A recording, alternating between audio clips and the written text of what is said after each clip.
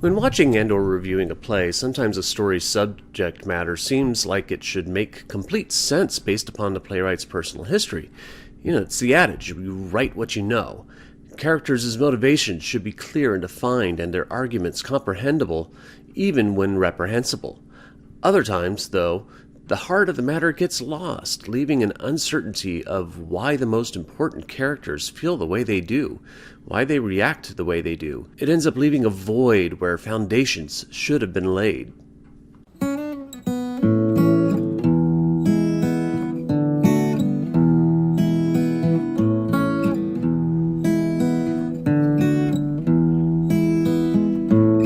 Hello, and welcome to episode 49 of One Man's Opinion, where I review professional theater across Connecticut and in New York. Today I will be reviewing This Bitter Earth, written by Harrison David Rivers and directed by David Mendizabal, with performances running through March 20th at TheaterWorks Hartford at 233 Pearl Street in Hartford, Connecticut. This Bitter Earth, at its heart, is a love story between two gay men whose separate perspectives on violence against black people drive a wedge in their relationship. The hook of the play is that it isn't Jesse, played by Damian Thompson, the black partner of the couple, who is the outspoken advocate of black rights. Instead, it is Neil, played by Tom Holcomb, who is traveling with advocacy groups to speak against racial injustice. On the surface, it is a novel idea, reversing stereotypical race roles, but here it doesn't work. What's interesting, though, is that the reason This Bitter Earth doesn't work isn't because of the race, but because of its lack of argument. Well, there's multiple reasons, but I'll get to that later. But the one big thing is because there is no argument.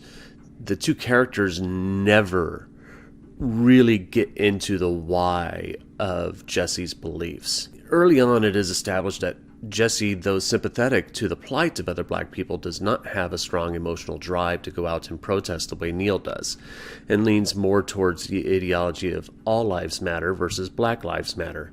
This makes for strong conflict, but Harrison David Rivers' script does not give a definitive voice to Jesse's reasons for believing the way he does.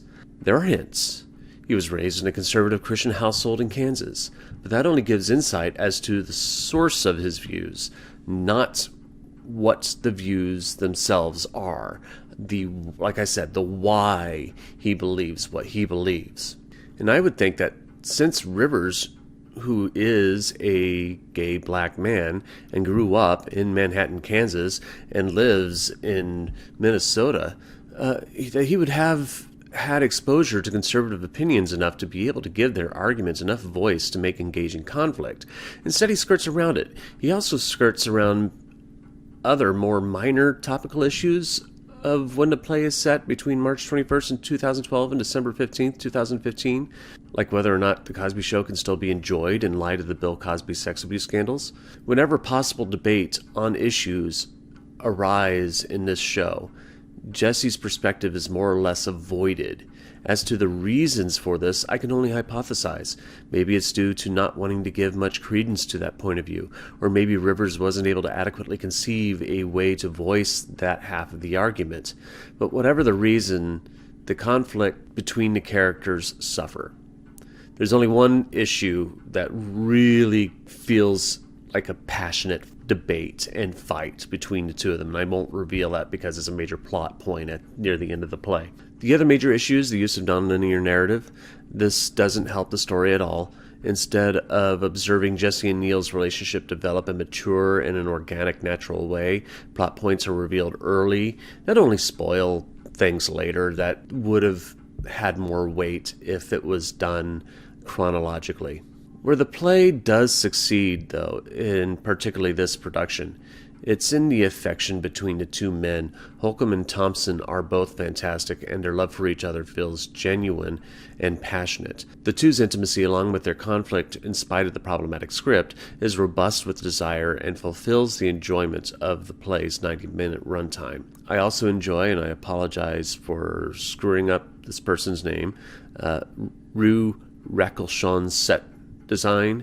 It's a single apartment bedroom set, but it provides a depth of warmth and multi-purpose use. The little elements throughout the set design is great, with little Easter eggs that kind of pinpoint as to the characters' minds and who they are. There are nuggets of good in this Bitter Earth. There are some scenes, when standing on their own, are delightful. There are arguments in regards to fidelity and their conversations about their past interracial relationships. The scene where they have their meet cute, where they're singing the United States song, where you sing all the states of the United States in alphabetical order. It's cute. Those are good scenes. And the other ones are passionate scenes. They're good scenes. It's just that some of the parts don't add up to a complete whole, and that's disappointing. And that is one man's opinion of This Bitter Earth, presented at TheaterWorks Hartford through March 20th. Leave your opinion in the comments below. I'll leave a link in the description on how to get tickets. Like, share, and subscribe to follow me for future reviews. My next review will be Hartford Stage's production of Dishwasher Dreams. Thank you for watching, and I'll see you at the theater.